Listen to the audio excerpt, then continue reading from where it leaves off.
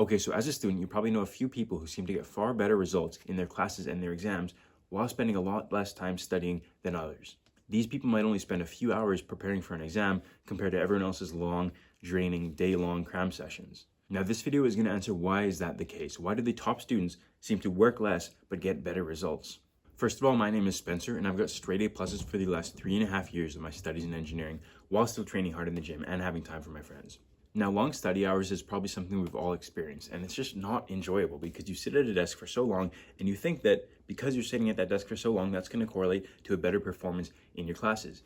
But it's not. Back in my first year of university, I probably spent triple the hours that I do now studying and doing schoolwork. And the crazy part is that I perform better now than I did back in my first year when I spent 3 times as much time working.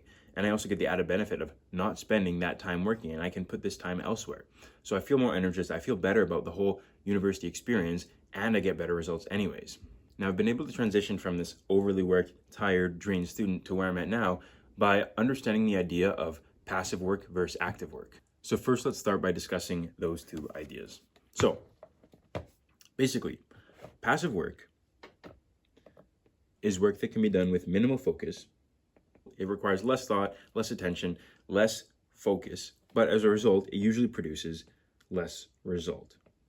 So for example, passive work might be something like answering emails or reading notes. Like, these are things that don't take too much effort, they don't take too much attention or energy, but as a result, they really don't produce too much results either.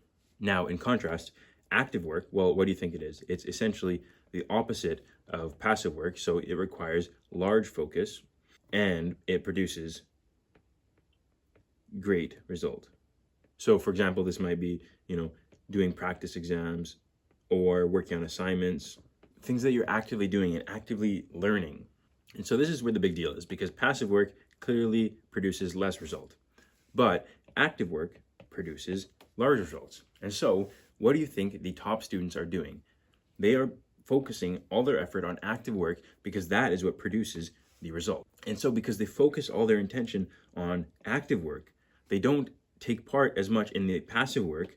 And because they cut out that passive work in favor of the active work, they free up extra time to do other things. And this is really powerful because being able to understand what is passive work and what is active work allows you to differentiate between them and focus your effort on what is active work, because active work produces the greatest results. And when I say great results, I don't just mean it's going to be like 2x better or 3x better. I mean, like, when you actually do focus active work, you're probably going to produce, 10x results than you would while you're doing passive work.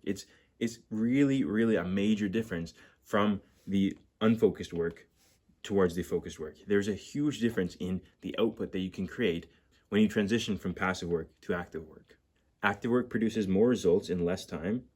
That work tends to be better and you gain more knowledge. And you end up just having a better understanding of the material anyways, because you've been actively working on the material instead of just passively observing it pretty much. And this is the big issue with passive work, because how can you actually learn something and understand something if you're not actively doing it? It's like if you went to a martial arts gym, let's say you're trying to learn karate or something, okay? Think about how you're going to learn best in this situation. Is it going to be by somebody lecturing you and telling you exactly how to do a certain move? Or is it going to be actually getting on the floor, practicing and doing that move? It's going to be practicing and doing that move. That's where you're actually going to learn. And that is active work. It takes large focus and it's producing great results. It's practice. So just like that martial arts example, how are you going to learn your first year chemistry, for example? Is it going to be through reading the textbook and rereading your notes? Or is it going to be through doing the practice problems? Well, of course, it's going to be through doing the practice problems, because the practice is what is active. It's what actually produces the results, because you're actively doing something. Like 1 hour of reviewing lecture slides does not equal 1 hour of practice problems. Practice problems, you're going to pick up material, you're going to actually apply it, you're going to understand it a lot better because you're putting it into practice. So these are not equal. Lecture slides and practice problems aren't equal. If you want these to be equal, you're probably going to need to be putting like 10 hours of reading lecture slides to get the equal output of 1 hour of practice problem. And so that's why these top students are able to get more work done and get better results with less work, because they're doing the right work. They're not doing this passive work. They're exclusively spending their time on active work. And when you exclusively spend your time on active work, you get far, far, far greater results in far less time. Okay, so clearly active work is better at producing output, which means that the top students, if they're just focusing on active work, they can get a lot better work done, more quality work done in less time and get higher results. But it's not just for that reason for why active work is better than passive work. The other point I want to make is that passive work tends to be very bad for your mental and very bad for your fulfillment. You've probably been in this situation before where you're sitting at this desk in a library, you've got an exam tomorrow, so you've got to sit and prepare for it, and you've been in and out of this desk working for, the better part of the day. Your brain isn't working that well because you've been working so long, you're tired, you're drained, you're fatigued, and you look back and you really think about what you've got done, and it really wasn't that much. You read through your notes, you read through a few lecture slides from your professor, maybe you've done a few practice problems, but when you really look back at how much time you put into this, your output doesn't correlate. You spent 8, 9, 10 hours today working, and you have the output of what could be done in a few hours. A lot of the time it might feel just easier for you to do the passive work, right? Because it takes time and it takes mental energy to get the practice exam and to really sit down and do that work, because that takes focus and that takes attention. But here's the thing, at the end of it, you have completed something that's going to get you closer towards the goal, that's going to get you closer to your result, and that's something you can feel good about. But when you are wasting your time reading notes, going through lecture slides, that doesn't feel good because it doesn't bring you anywhere closer to your result. Like, for example, let's say this is our result, okay? We want to get here, and we are right here, okay? Now, when you choose to do active work, you make big steps towards your goal, towards your result, which is some grade on some test, right? But when you choose passive work, which is easier, that's why people choose to do it, because it doesn't take as much focus, doesn't take as much attention. But the problem with this is that these arrows are smaller, and sometimes they're not even pointing in the direction of your result. They might be taking you here, they might be taking you here, they might be taking you back. But one thing's for sure is that this is not the most direct, the most efficient way to get to your result. That efficient, direct path to getting your result is practice and active work. So this is active, and this is passive. And this just, it doesn't feel good. It feels like you've wasted your time. It feels like you've spent so much hours and haven't made any result. It feels like your energy is drained because each of these arrows takes energy, right? Why not have those arrows make meaningful progress instead of them being small and not even taking you towards where you need, right? The big takeaway I want you to have here is that active work feels good because it takes you in the direction you want to be, and it feels good if you get good quality work done without spending like astronomical amounts of time. It feels good to just sit down for a couple hours and produce something. And passive work tends to feel bad because you spend so much more time and produce so much less result, and it just feels like you're sitting there and you're not making any progress, and that leaves you feeling drained, fatigued, low energy. It's just not the way to go. Okay, so with that, you can understand that active work not only produces better results, but it will leave you feeling better anyways, which is kind of why you see these top students doing so well and feeling good about it. But now, how can we ensure that you are doing active work and not passive work? Well, to do that, we're going to need to answer 2 questions. We need to know what material or work we're going to do that is actually active work, and then what environment allows us to do that active work. What environment is conducive to active work? So like we were saying earlier, active work is actually work that produces real results. It's not reading the textbook. It's not reading your notes, because those things, you don't have anything to show for when you do that, right? But when you do a set of practice problems, you have a completed set of practice problems to show that you did something. So that's exactly what active work is. It's maybe practice problems. It might be flashcards. It might be practice exams. It's just active work where you are actually actively doing something and not just reading or listening or something like that.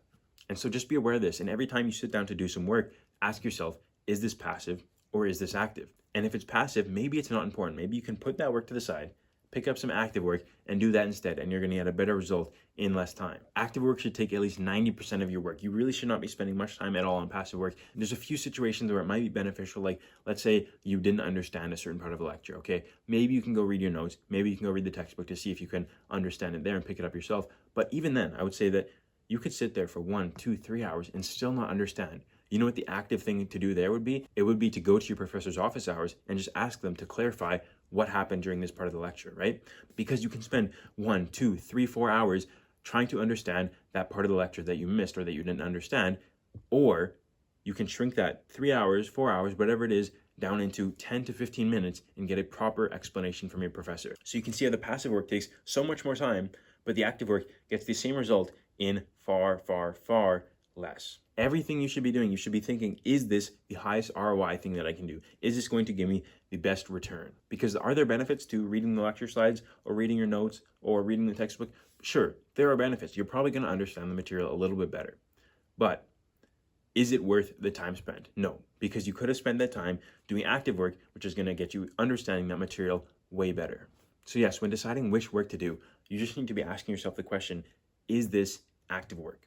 And if it's not, maybe you don't need to do it. And the next step to ensuring you're doing active work is to pick an environment that is conducive to producing active work. So like we said earlier, active work tends to require a full focus. So how can you perform that active work that requires full focus if you're in an environment that is distracting where you can't focus? So if you haven't heard this already, you just need to be limiting your distractions. So obviously phone away, phone on do not disturb, study probably alone in an environment where there's not people around, where you're not going to get distracted.